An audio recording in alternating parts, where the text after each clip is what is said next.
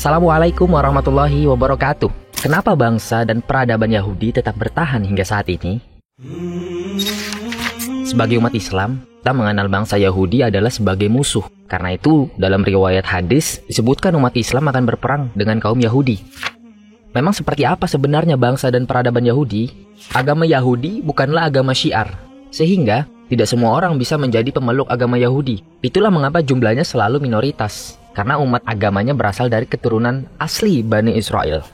Yahudi juga memiliki kewajiban tikkun olam atau memperbaiki bumi. Repair the world, or as they put it, for the purpose of tikkun olam. But it was not yet considered some great Jewish principle or a central tenet of Judaism. Dalam hal ini, dimanapun kaum Yahudi hidup, mereka harus memberikan manfaat bagi lingkungan sekitarnya.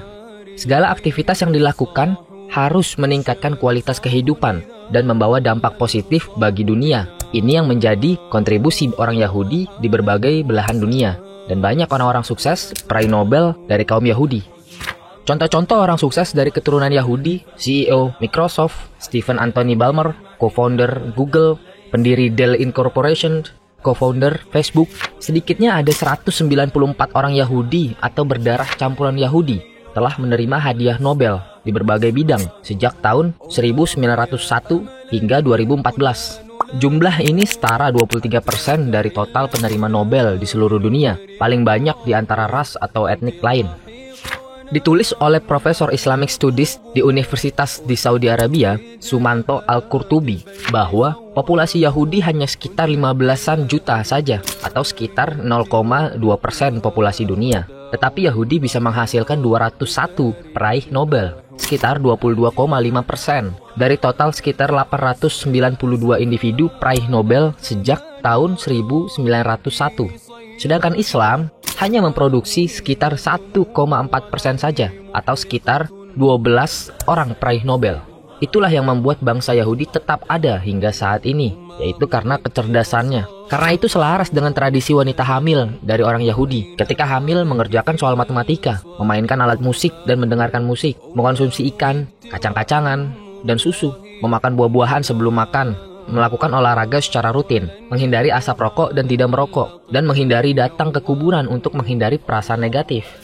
Semua hal itu dijalankan oleh orang-orang Yahudi agar menjaga keturunannya cerdas dan sempurna. Karena mengerjakan soal-soal matematika dapat mendukung fungsi otak untuk memproses informasi baru, berpikir logis, mengatur gerakan tubuh, dan berbahasa. Dengan demikian meningkatkan kecerdasannya.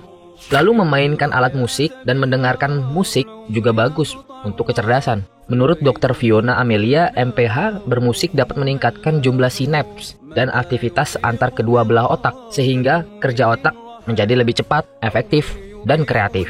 Tidak hanya itu, musik juga dapat membantu mengembangkan area otak yang terlibat dalam keterampilan berbahasa, matematika, dan berlogika. Sebuah studi baru dari Institut Kesehatan Global Barcelona menemukan bahwa konsumsi kacang bisa memengaruhi kecerdasan otak bayi. Bahkan hasilnya, konsumsi kacang lebih dari 10 gram sehari atau setara dengan 2 sendok teh memberikan dampak positif pada peningkatan kemampuan berpikir, penalaran, dan juga emosi. Pantas saja anak-anak keturunan Yahudi tidak sedikit yang cerdas, dan banyak dari keturunan Yahudi menjadi orang yang berprestasi di kancah internasional, termasuk Albert Einstein. Dalam Islam, banyak kisah-kisah tentang bangsa Yahudi yang diangkat sebagai pelajaran bagi umat Islam. Allah Subhanahu wa Ta'ala bahkan sudah menetapkan bangsa Yahudi adalah bangsa yang sombong di dalam Al-Quran. Dan kami tetapkan terhadap Bani Israel dalam kitab itu, kamu pasti akan berbuat kerusakan di bumi 2 kali, dan pasti kamu akan menyombongkan diri dengan kesombongan yang besar.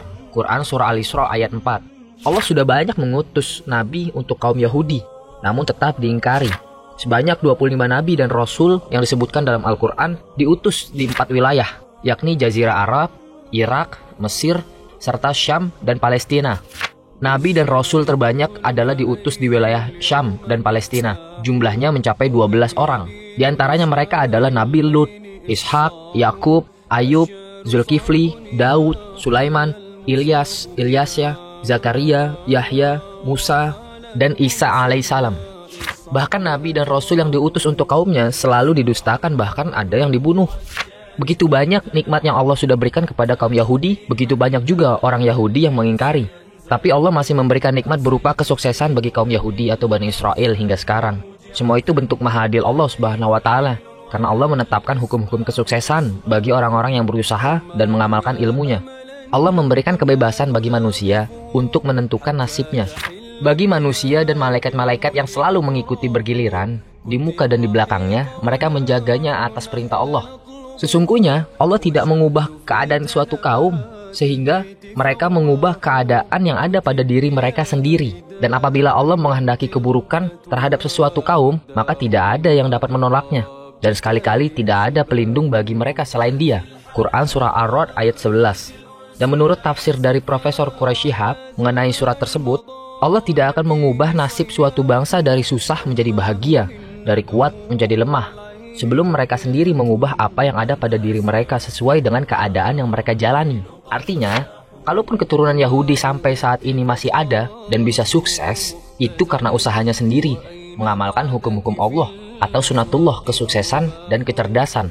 Allah juga menjelaskan bahwa akan mengangkat derajat orang-orang yang beriman dan berilmu, seperti dalam Al-Quran Surah Al-Mujadilah ayat 11. Hai orang-orang yang beriman, apabila dikatakan kepadamu, berlapang-lapanglah dalam majelis, maka lapangkanlah, niscaya Allah akan memberi kelapangan untukmu. Dan apabila dikatakan berdirilah kamu, maka berdirilah, niscaya Allah akan meninggikan orang-orang yang beriman di antara kamu dan orang-orang yang diberi ilmu pengetahuan beberapa derajat. Dan Allah Maha mengetahui apa yang kamu kerjakan. Orang Yahudi memiliki ilmu, bahkan orang Yahudi dikenal unggul dalam sejumlah bidang seperti perdagangan, obat-obatan, dan keuangan sejak zaman abad pertengahan. Hal itu dikarenakan mereka dituntut belajar, membaca dan menulis, serta memiliki ilmu pengetahuan setelah kehancuran Yerusalem 70 Masehi. Artinya, siapapun orangnya, entah itu umat Islam, Nasrani, maupun Yahudi, bila mereka mempelajari ilmu pengetahuan dan menjadi orang yang berilmu, Allah akan menaikkan derajatnya. Itulah bentuk keadilan dari Allah Subhanahu wa Ta'ala untuk hamba-hambanya. Lalu kenapa bangsa Yahudi atau Bani Israel tidak pernah punah atau musnah dan tetap ada hingga saat ini? Adalah karena mereka bangsa yang cerdas dan berilmu, sehingga Allah tetap mengangkat derajatnya meskipun mereka banyak mengingkari firman-firman-Nya. Wallahu a'lam bissawab. Wassalamualaikum warahmatullahi wabarakatuh. اجبر قلوبا بذكر الله ترتاح اجبر قلوبا بذكر الله ترتاح